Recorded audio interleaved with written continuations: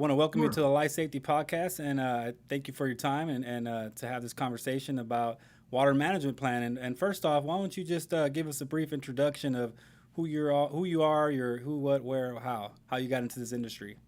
Sure. Well, my name is Dominick Tuzzo. I'm the manager of water risk management services for Chem-Aqua. I've been in water treatment for a little over 40 years. Started in 1979. Um, uh, I'm a former chief boiler technician and oil and water laboratory supervisor and engineering instructor for the United States Navy. Hold licenses in steam, power plant operation, water, wastewater, um, in microbiocides for cooling towers. I'm a certified ASSE 1280 Legionella water safety and management specialist. I have a degree from the University of State of New York, Regis College, Excelsior, ever upward. I'm a member of ASHRAE, AWT, AWWA, and ASTM. And I work for the Chem-Aqua division of NCH. NCH was founded here in Dallas, Texas, right over my shoulder in 1919. And we've been cleaning water, conserving energy, and delivering maintenance solutions now for more than 100 years. I'm happy to report we're in over 50 countries around the globe. Myself and my fellow Chem-Aqua water risk management specialists help customers all over the world meet their water safety, public health, and regulatory compliance needs. Okay, well, great. So let's start off with Legionella and Legionnaires disease. What's you hear those terms interchangeably as it pertains to water management plans, but can you just break down concisely what Legionella is and what is Legionnaire's disease? Sure. Legionella is a very common waterborne microorganism of which there's over 50 species and over 70 different serogroups or distinct variants of Legionella currently identified. And some of them function or can function as opportunistic pathogens in human beings, resulting in a disease called legionellosis. Legionellosis can further be broken down into two distinct illnesses. One of them is called Pontiac fever, which is just a mild flu-like condition. It's rarely fatal, or it could become full-blown Legionnaire's disease, which is a bacterial type of pneumonia caused by exposure to Legionella bacteria, which can be fatal in about 10 to 30% of the cases, depending upon the susceptibility of the human host. Okay, and so Legionnaire's disease basically is once you already contracted the Legionella. Correct. It's a person exposed to Legionella bacteria through inhalation. One of the things to keep in mind about Legionella, there's different forms of Legionella. You can get cardiac pericarditis. Legionella can attack your organs, your heart, what have you. Most of the Legionella we're concerned with, at least the waterborne type, affects the lungs. The species of Legionella of most concern is Legionella pneumophila. Pneumophila means lung-loving, and that's the one we're most worried about. If a person is exposed to that, in up to 90% of the cases, they'll just get Pontiac fever, a very mild condition that doesn't require hospitalization. In less frequent cases, a person can develop full-blown Legionnaire's disease that could be fatal. And is it if you contract it, does it kind of reside in your body? Is it dormant or does it go away? Or and I know that's more on the medical side, but just to your knowledge, how does that work? That's a great question. Well, what happens is Legionella and a lot of the waterborne pathogens are opportunistic, meaning Legionella's normal host in the aquatic environment is a protozoan host, an acanthamoeba, Nagliera fowleri. You and I, if we're out swimming, if we're out tubing, if we're out water skiing, we're not going to catch Legionnaire's disease because it's usually residing inside an amoeboid host. But when it enters our building water systems and is allowed to proliferate and amplify within our premise plumbing system, it can morph into a transmissive form. And if we say shower, breathe in vapor, if you were to drink water containing Legionella bacteria, it wouldn't affect you gastrointestinally. It wouldn't make you sick. But if we were to breathe it in, the right type of Legionella, an infectious species, and we were susceptible to it, it would use our lungs as its host. Instead of using its normal aquatic amoeboid host, it would use the alveoli of our lungs and create Legionella containing vacuoles and then spread through us and give us Legionella pneumonia. Oh, wow. Interesting. Okay. And so, so how do you mitigate it and as it pertains to a water management plan? Can you break down? Another great question. Well, the best way is to recognize that Legionella is so pervasive. It's very common in not just surface waters, but it's also common in well water. We found really the only place you won't find Legionella is in salt water, oceans, the Gulf of Mexico, what have you, Atlantic, Pacific. But in our drinking water and in many devices, the CDC and ASHRAE have classified certain devices as high-risk devices for Legionella because they aerosolize water. So they break water up into droplets, into fine mists that make it easy for us to inhale. Certain devices, such as cooling towers, decorative or ornamental fountains, regardless of whether they're located indoors or outdoors, misters, hot tubs, spas, whirlpools, jacuzzis, irrigation systems, landscape irrigation systems, can all vaporize or aerosolize mist that we could readily inhale. So we should operate and maintain those systems such that we reduce exposure to people for them to breathe it in. Same thing with our domestic water systems and our buildings. Certain, besides characteristics and devices, certain buildings are more susceptible than others. For example, a skilled nursing facility or a nursing home or a place that houses people, say, age 65 and up. Places like hospitals that house immunocompromised people. Hospitals that perform higher risk surgery that will result in medications or procedures that compromise the immune systems of people. Things like bone marrow transplantation, stem cell transplants, solid organ transplants.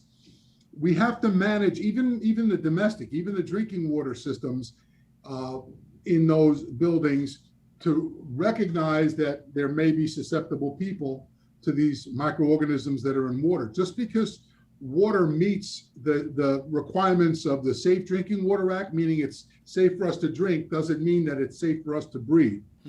So I may be an immunocompromised person taking a shower, breathing in the vapor coming from the domestic hot water heater, and now I've gotten Legionella or some other opportunistic pathogen in my lungs, and then it uses my own lungs against me.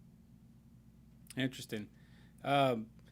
Question as far as, we know that hospitals in particularly, and I know New York's big on regulating the prevention of Legionella in the water system, but how concerned should we be about Legionella in our home, in our own homes? Great question. In New York City, we had a Legionella outbreak in the Bronx in 2015. So New York was one of the first states. New York State put it in the New York State Sanitary Code, 10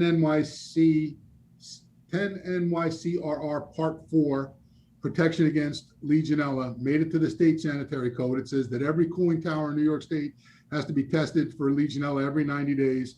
Every hospital or healthcare facility has to test their drinking water every 90 days. In New York, that's the state. In the city, they focused primarily on cooling towers, Ruben. But what happened right after that was certain New York City housing projects and a police precinct that didn't even have a cooling tower got Legionnaires' disease cases from the domestic water systems in those buildings. 80% of Legionella cases that are attributed to a building are attributed to the potable water system of the building and not, say, a cooling tower, a decorative fountain, or what have you. So our homes, there's a standard called ASHRAE 188. The standard is entitled Legionellosis Risk Minimization for Building Water Systems. And what that standard applies to is every building in the United States, with the exception of a single-family residential home. So my father, for example, he lives in Queens in New York City. He has a two-family home, and his domestic hot water heater, he maintains, he showers in it, and his tenant who lives in the apartment upstairs from him showers in it. So my father, under ASHRAE 188 and under the New York City Code and the state sanitary code, is responsible for any waterborne pathogens that his tenant may be exposed to for the maintenance that he does or doesn't do on his hot water heater. Years ago in the 1970s, people were told by the federal government, turn the temperature down on your domestic hot water heaters to save energy. Now we're telling them, turn that temperature up so you can eradicate a lot of these waterborne pathogens. And that's what ASHRAE 188 and lots of the other rules and regulations, mostly on the state, but some on the federal level, that have come out in the last 5 to 7 years are trying to do, is to give people awareness and help them manage their building water systems to reduce the likelihood of this transmitting to people. Got you. Okay. But what's the risk to a single family dwelling? I understand you're saying that the regulation is 2 or more. Is there any concern? Are we susceptible in the same manner for our single residential homes? Of course, I'm out in Houston, Texas. I know it sounds like you're in Dallas now, but yes, is it based off region? Is it what are some factors that could induce the advent of Legionella for single family homes? That's a fascinating branch of scientific research that's ongoing right now, Ruben. There is science to suggest that certain latitudes, certain parts of the country are more susceptible to seasonal variations in Legionnaire's disease cases than others. Here in Texas, for example, parts of Texas might be considered subtropical, but we have a pretty good year-round climate. We do have the 4 seasons, but sometimes they could be in one day. In places like Ohio, Pennsylvania, New York, we see Legionnaire's disease cases tend to peak between the months of April and October, and then during the winter they go away. They tend to be reduced. The other thing here, though, that we see is in Texas, Florida, Arizona, public water main piping is not buried below any kind of frost line. So in the summertime, especially when the sun is beating down on the street, the water in the public water mains tends to warm up. For example, living down near Houston in the summertime, you may not even have to turn your mixing valve on your shower up much to get much hot water, because in the summertime, when it's 100 degrees out, the water is warm enough for you not to have to boost it with your domestic hot water heater as much. So what's happening is that Legionella in particular tends to proliferate at a temperature of about 85 degrees to 115 degrees Fahrenheit. So, and that happens to be the temperature that we as human beings operate at and that we like. You get much above 115 degrees, we're scalding people. You get much below 85 degrees and people could get hypothermic. So we tend to shower in that temperature. So if we're not treating our water properly, And if the residence time, the water age in a man-made premise plumbing system is long enough, or the plumbing system itself is complex enough, we can actually grow biofilms that Legionella will proliferate in. So I said all that to say that in our private personal residential homes, whether it's a single family home, or if it's if we live in a townhouse or something like that, the risk is probably less than if we live in a condominium complex or an apartment complex. Here in Texas, for example,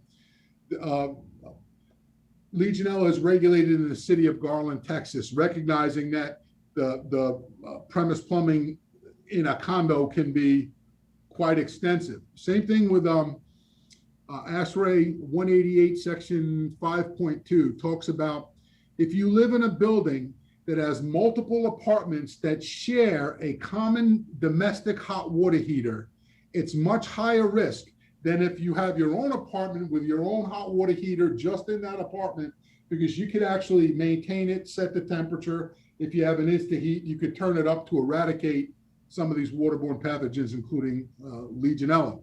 So it really depends on the complexity of the premise plumbing, how tall the building is. A 10-story or taller building is going to have much more piping than a 2-story building will have. So all these, I'm so glad you pointed this out, Ruben, because all these factors are addressed in standard ASHRAE standard 188 and also in the CDC toolkit for water management plans.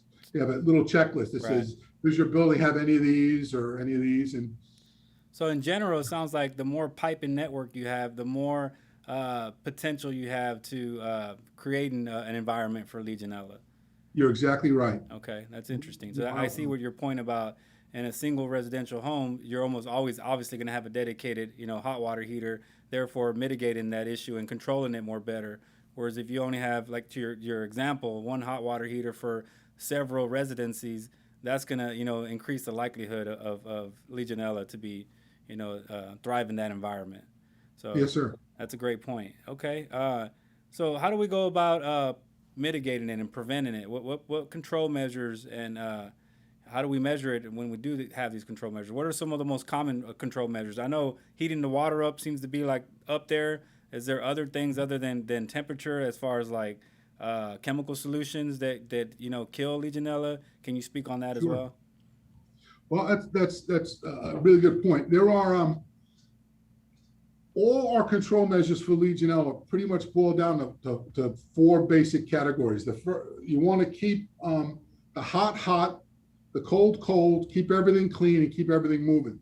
So when we talk about a building, say domestic water system, we want to keep the hot water hot enough to eradicate these pathogens, particularly Legionella. Legionella in particular, it proliferates at a temperature of about 85 degrees to 115 degrees Fahrenheit. Below 68 degrees Fahrenheit, or even when you freeze it and make ice, it's dormant. If you dry it out, desiccate it, it doesn't come back to life.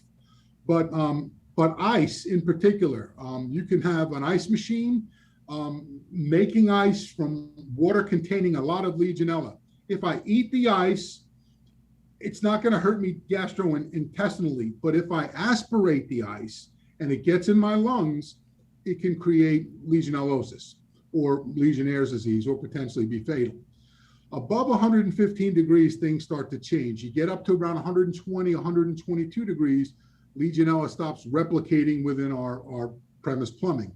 You get up to above 122 degrees Fahrenheit, and you begin to kill in vitro, not always in all piping systems, because there's biofilms and that can insulate Legionella from temperature. But in laboratory studies at 122 degrees and up, you begin to kill Legionella in a matter of hours. You hit 140 degrees Fahrenheit, and you can kill 90% of Legionella in a matter of minutes. You get up to 160 degrees Fahrenheit, and you could kill 99% of Legionella in a matter of seconds.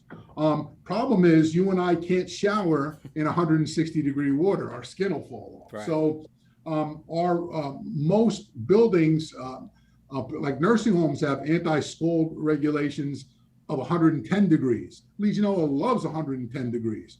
Other buildings have, depending on where you go in the country, anti-scald regulations of 120 to 122 degrees. So temperature, keeping stuff hot enough to eradicate the pathogens might be one of them. A lot of new construction buildings now, Ruben, have hot water heaters that heat the hot water up to 140, 160 degrees. Then there'll be a mixing valve somewhere that temper the water back down for distribution through the building. That's the reason why you and I could go into a restaurant and drink from a cup that someone else with say tuberculosis drank from, but they ran it through the dishwasher and they thermally eradicated, they pasteurized that cup before serving it to us again. So thermal pasteurization, you wind up killing these organisms as they enter your water system. The Safe Drinking Water Act allows up to 500 colony forming units per milliliter of water to enter our building water systems. That may not sound like a lot of bacteria, but consider that there's 3,785 milliliters in a gallon of water. So if you're allowed 500 heterotrophs or carbon-eating bacteria in a milliliter of water, and you multiply that 500 by 3,785, you wind up with 1.892 million bacterial cells in every gallon of water passing through our buildings every day. Wow. If you have a large building like a school, an institutional facility, a university campus, a hospital, a prison, and you have potentially thousands to tens of thousands gallons of water a day passing through the premise plumbing, you have billions upon billions of bacterial cells, some containing opportunistic pathogens. Most of what's in water is in our, that's the natural aquatic microbiome, is in our intestinal tract. It isn't going to hurt us. It isn't going to hurt a healthy individual, but an immunocompromised individual, or I said earlier, I'll say again, water that's safe to drink is not always safe to breathe. So if I've installed a bunch of energy savings devices in my building that reduce the water flow, which keep water in the piping longer and not flushing it through, I'm growing more biofilms that these organisms tend to populate. And so the first thing is temperature, keep the hot. Second thing is keep the cold. It's easy in the wintertime in places in the north to get the temperature below 68 degrees because the outside water temperature might be 40.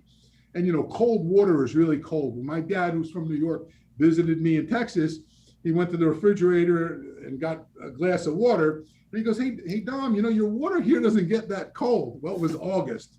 So it didn't seem as cold as the water he's used to drinking in New York City, the tap water. Gotcha. Well, my water temperatures in the summer are not below 68 degrees. They're above 68 degrees. So these organisms can proliferate. So in a building, you want to try and keep the cold, keep the hot, keep the cold. You want to keep everything clean. You want to blow down Y strainers. You want to blow down domestic hot water heaters. You want to do the maintenance that either OSHA says to do on certain devices like eye wash stations, emergency showers, cooling towers. You want to do what needs to be done on decorative fountains and on misters and things like that. You want to operate landscape irrigation systems in off hours.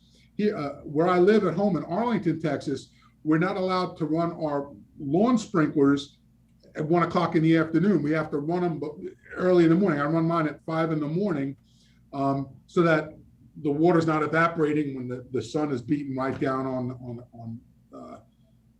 at 1 o'clock in the afternoon. So I do it at 5 in the morning. People aren't walking in and out of a hospital at 5 in the morning. They're going in during visitors' hours. So that's when you would operate landscape irrigation systems. So you want to keep everything clean and you want to keep everything moving. You want to make sure that you don't have stagnation, dead legs, a high water age that's going to cause biofilm formation. And the way to determine all this type of stuff is to do a risk assessment, a hazard analysis. A water management plan, a good water management plan will take you through all the different steps and all the different elements. And the risk assessment will help you determine, where do I, as a building owner or a building operator, need to really be concerned with these waterborne pathogens, and then develop control measures to specifically mitigate the risk that we find during the risk assessment or hazard analysis. Okay. What other waterborne pathogens are to be concerned in comparison to Legionella? There's a lot of emphasis on Legionella specifically. Are there any other ones that come to mind that say, hey, you also obviously watch out for this as well in conjunction with Legionella? Because it seems to be a lot of emphasis on Legionella, and you hear about other waterborne pathogens, but what are some of those other ones that could be potentially lethal or dangerous? Sure. Well, in a hospital, for example, there's probably more Pseudomonas infections than there are Legionella infections. But Pseudomonas have, without getting too deep in the weeds, they have like 16 different effector proteins that they secrete and try and overwhelm the host defense systems, whereas Legionella has like 330. So when your body tries to combat Legionella, it goes, and it does something else to make you sick. Legionella, you probably have to worry more about from routine exposure in potable water. Pseudomonas, you have to worry about it in the drains if you get, splashed back. And then other pathogens, well, Legionella is reportable. Legionnaires disease is a reportable illness to CDC in all 50 US states and territories. Some of these other pathogens are not even reportable. NTM, for example, Mycobacterium. Mycobacter is another very common waterborne opportunistic pathogen. It isn't going to hurt you or me, but heaven forbid we have to have open heart surgery, and maybe we're having it done at a hospital that may have a chlorinated water stream.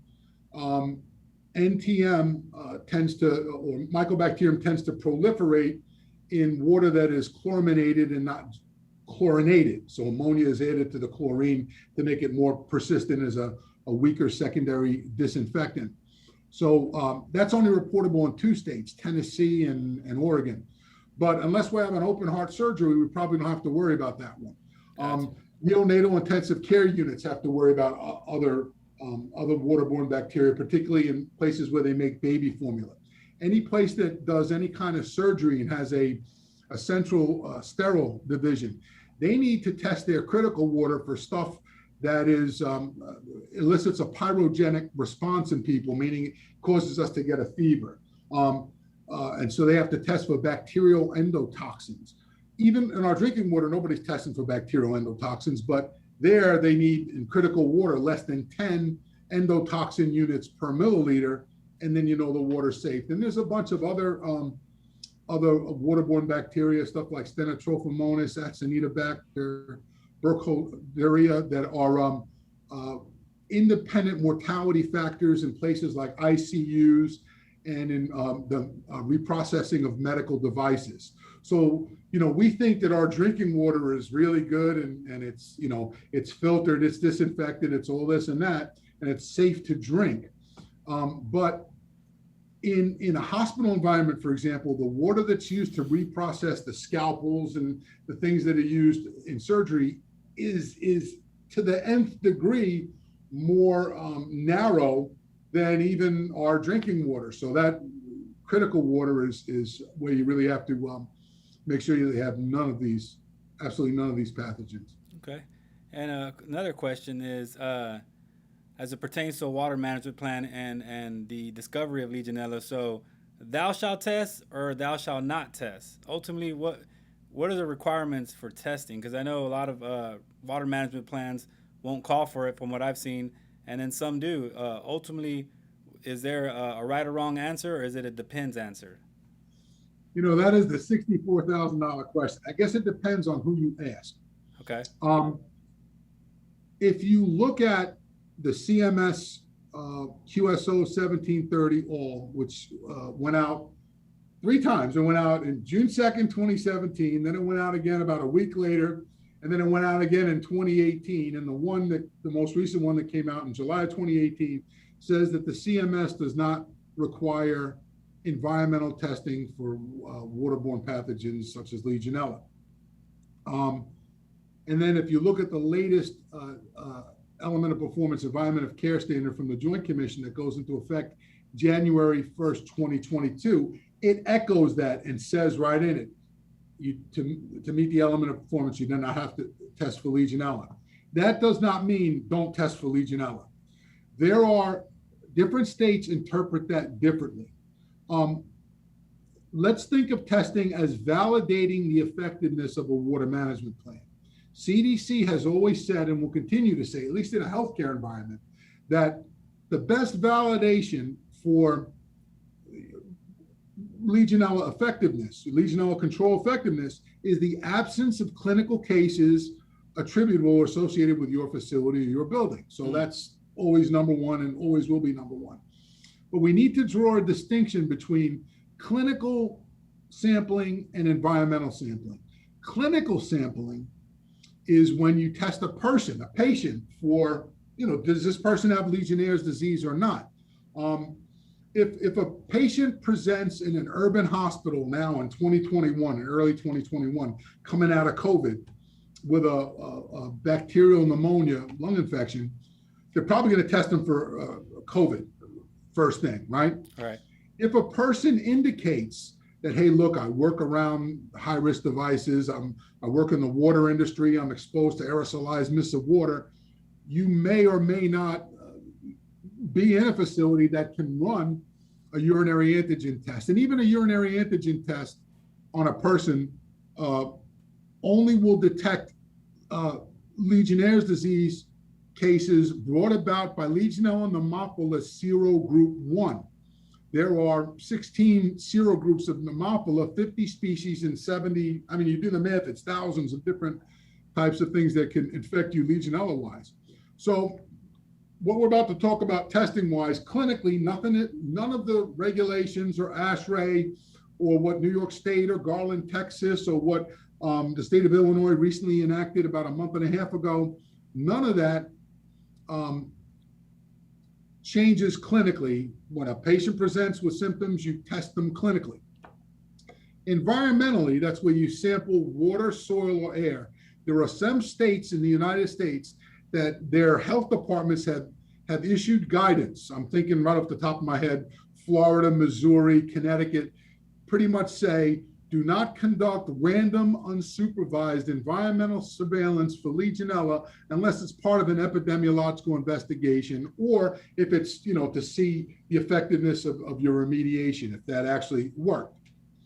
So think of environmental sampling for Legionella as a way to validate your effectiveness. So there's different ways of validation. The first and best way is the absence of clinical cases. If what you're doing is working, don't upset the apple cart, right? All right. The second way is by sampling your water for Legionella or for some other surrogate sentinel, and then correlating that crucial data with clinical data. For example, if I'm a hospital and I have a suspected Legionnaire's disease case and I want to sample my water, and then I get my cultures back from my water, and I get my cultures back from my patient. If I have the same serogroup, if I have the same species, the same serogroup, I may want to go to molecular serotyping to see if it is that particular ST212 or whatever it is molecularly in my water that caused that patient to get ill. So I would take the next step. So you can correlate the two. When it comes to environmental sampling, OSHA used to have something called the OSHA Technical Manual. And in the technical manual, OSHA Technical Manual, Chapter 7, Section 3, used to give you actionable levels, action guidelines that, okay, if it's a hot tub, non-detected. If it's drinking water, you can have up to 10 colony forming units per milliliter in potable water before you have to take action. If it's cooling tower, you can go up to 100. But what people were doing, they were taking that, and which is OSHA is occupational safety and health. That's to protect employees, and saying, you know what, I'm going to use that in my nursing home. Which, you know, a nursing home, you got people that may be respiratory compromised, they're over age 65.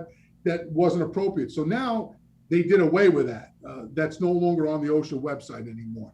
So now when it comes to testing, you have to think, okay, do I want to test for Legionella and not have a suitable response protocol? When you look at the results that you get from environmental sampling, you need to have a plan for dealing with the results. Not just a plan, you know, an action plan, but a certain amount of tolerance. Like we have customers who are absolutely, they have zero tolerance for Legionella. So if they sample a cooling tower for Legionella, if they sample a domestic water system for Legionella, and they find any whatsoever, they bring out the big guns and they conduct a system-wide disinfection and redo it. Okay. Some people look at just the higher risk types of Legionella. It could be Legionella pneumophila would be an action level and not Legionella species. Others say, okay, we're only going to act on Legionella pneumophila serogroup 1, which is responsible for 90% of the Legionnaires disease cases. So that's going to be our action. Other people do it quantitatively and not qualitatively. They say, okay, 0 to, you know, 1 colony forming unit, you know, detectable to 1, we're going to do this. 1 to 10, we're going to do that. 10 to 100, we're going to do the other thing. We often see that quantitative in devices like cooling towers, decorative fountains, hot tubs, what have you. New York State, in the New York State Sanitary Code, the Allegheny Health District, which is Western Pennsylvania, the Maryland Scientific Working Group, they all use qualitative. They use like a formula of extent of colonization. So if I sample, say, 10 sentinels in my hospital, and 3 or more come back positive, if 3 come back positive, that'd be 3 of 10 is 30%. 30% or more positivity is associated with transmission of disease from the water to human beings. So that's an actionable level in New York State and Allegheny County, what have you. Here in Texas, the Texas Department of State Health Services, Texas Legionella Task Force looked at the Maryland Scientific Working Group, looked at the Allegheny Health District. And in Texas, we use a bunch of factors to determine if we even want to test for Legionella. The first one is, what is the history?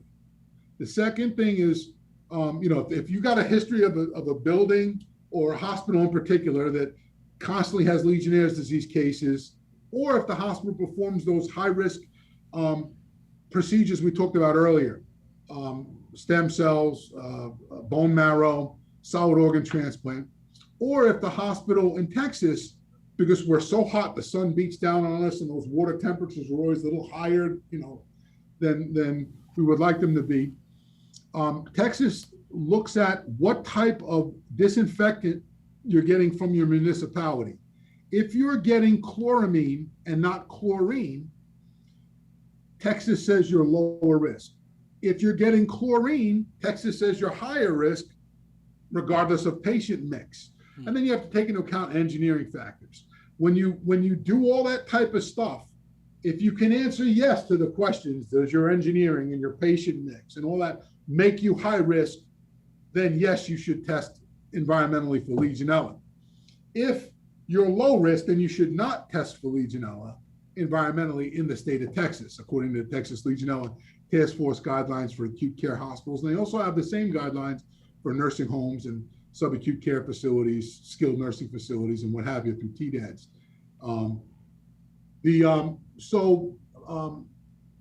Right now in the United States, there's only a couple of places where legally you have to test for Legionella in water. New York State is one of them. As of April 27th of this year, in the state of Illinois, under Illinois Public Act 102-0004, hospitals and nursing homes have to test their water for Legionella, but it doesn't say in that public act at what frequency and what the control limit should be. In New York State, the control limits are 30% positivity for domestic water systems in hospitals and nursing homes. And then there's, in New York City, there's a quantitative action level that begins at 10 colony forming units for a cooling tower and gets more and more severe until you achieve 1,000 colony forming units in a cooling tower, and then you have to notify the Department of Health. The state of New York, the action limits start at 20 colony forming units per milliliter for a cooling tower, and they get more severe from there until you get to 1,000 colony forming units. In Garland, Texas, it's you test once a year and report it to the city. And then there's really no other, Allegheny County in Western Pennsylvania, if you're healthcare, there's like a nomograph in the, depending on your number of beds, if you're a hospital or if you're a nursing home, that you go to the appendix and it'll tell you how many samples to take. And they're based on a 30% positivity response protocol. Same thing with Maryland Scientific Working Group, which is now 21 years old, that came out in 2000. They look at, all right, if you're higher risk, sample. If you're not really higher risk, you don't have to sample. But it's not written into the statute or the state codes or public acts there. Now, there are bills out there in the state of Florida. New Jersey tried to do similar to New York 8 times, and it never made it through committee. The state of Minnesota, states of Wisconsin, all have, in Pennsylvania, all have bills pending to require sampling for environmental sampling for Legionella. So I said all that. We talked about the best way to validate is the absence of clinical cases. If you're going to sample, how to sample. But another way is by implementing regulatory or science-developed, evidence-based, and legally defensible best practices. For example, if I'm not in a place that I have to test, but I know that OSHA says I should blow down my, or I should flush my eye wash stations weekly, and I should flush my emergency showers at least monthly, and I should clean and disinfect my cooling towers at least twice a year, I better be doing that and documenting that I'm doing that. In fact, the newest environment of care standard from the Joint Commission is gonna, it used to be one sentence long. It used to say the hospital minimizes pathogenic biological agents in cooling towers, domestic hot and cold water systems, and other aerosolizing water systems. Right. And now it's 2 pages long. And the burden of anybody who's an accredited healthcare agency is going to have to prove not only that they have a water management plan, but they have to document and be able to show that they've actually implemented that water management plan.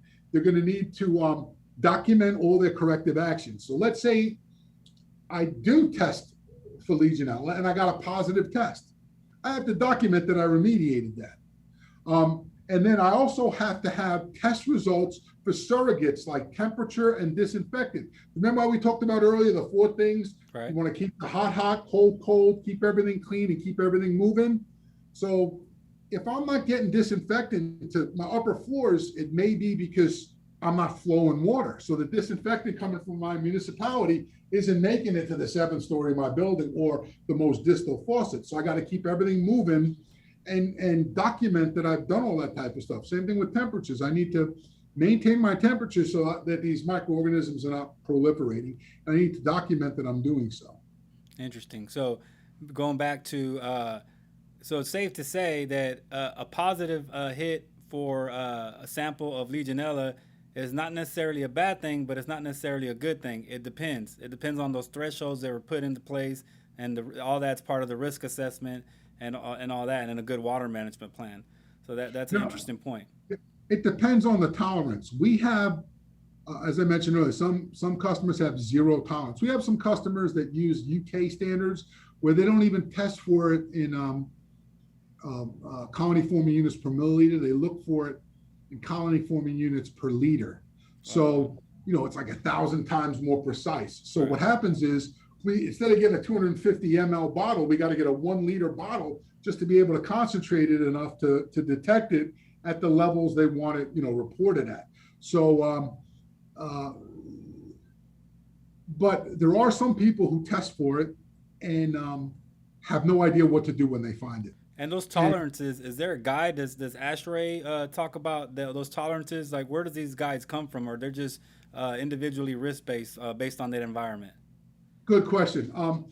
I guess it's the metric system. The UK, the HSE in the United Kingdom, the Health and Safety Executive.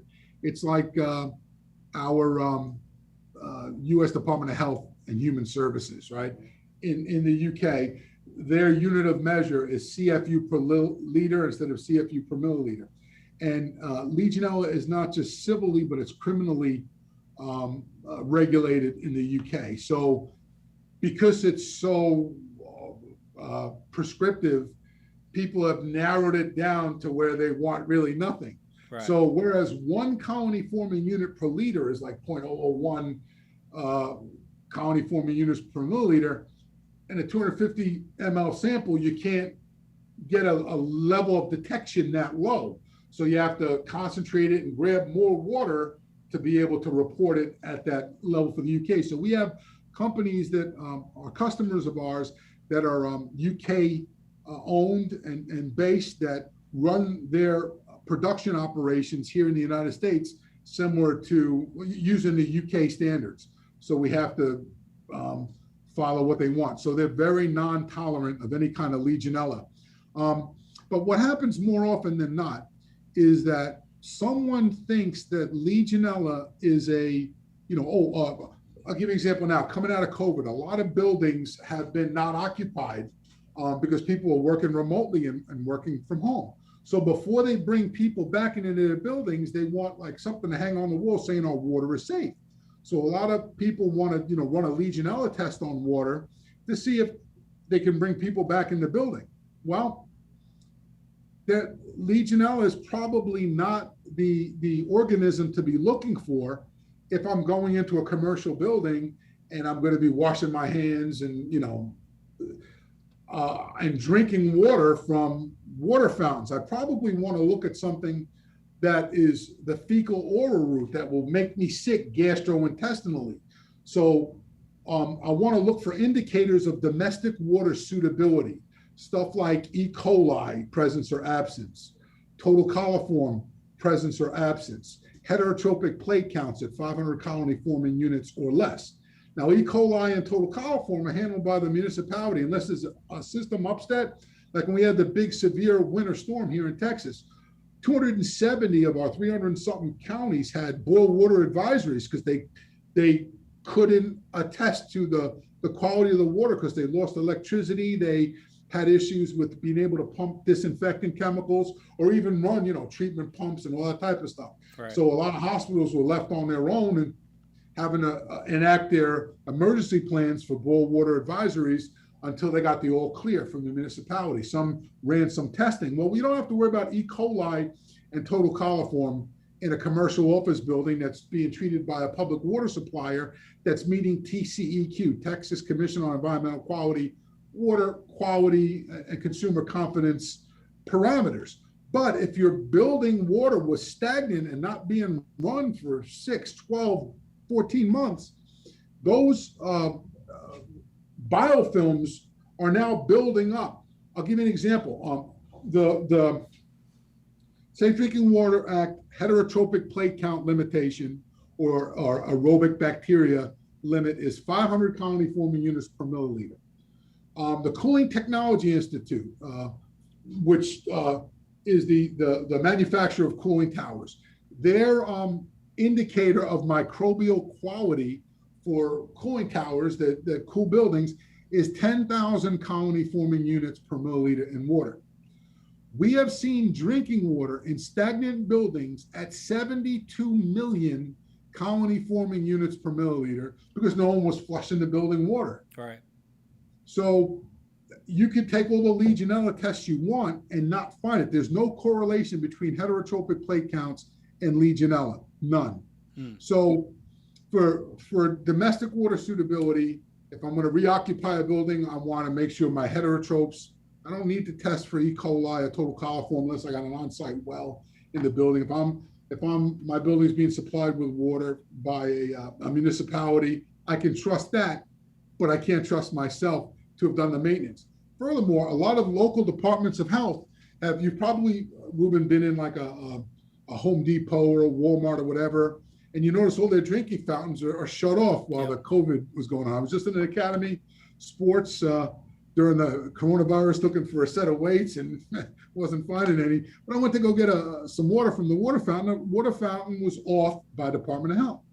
So I'm like, man, who's going to clean that and flush it and test it and when they turn it back on? Or are we just going to go drink from it and get sick? Right. So those are factors to consider when it comes to building water quality, over and above Legionella. Fortunately, the same good people at ASHRAE who gave us ASHRAE Standard 188 are working on another standard, which is a little more encompassing, whereas ASHRAE 188 just concerns itself with Legionella.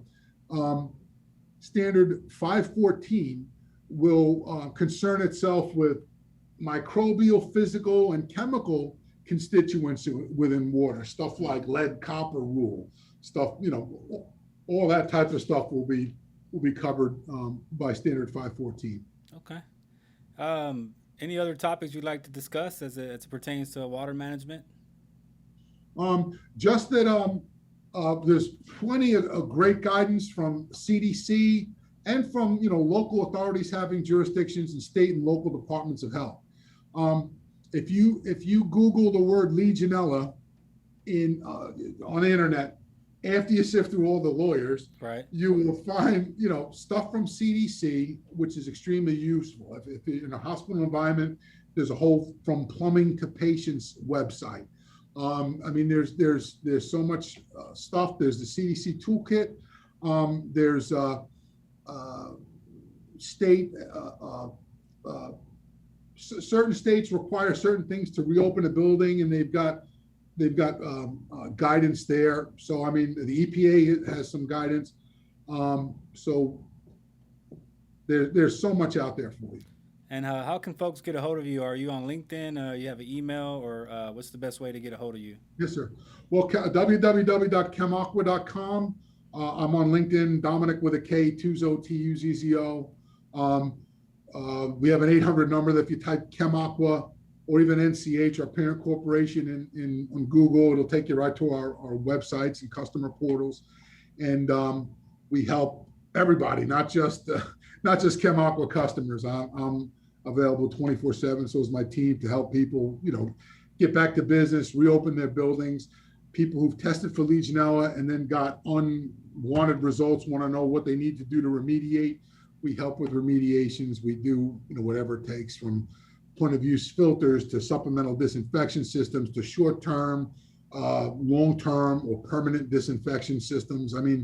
There's not just water, but water, air, whatever people need, we can have it or tell you where to get it. Nice. Well, thanks for being on the Life Safety Podcast, and we'll be talking to you soon. Thanks for keeping doing the good work, Ruben. No problem, Dominique. All right. Thanks. Take care. Stay safe. All right.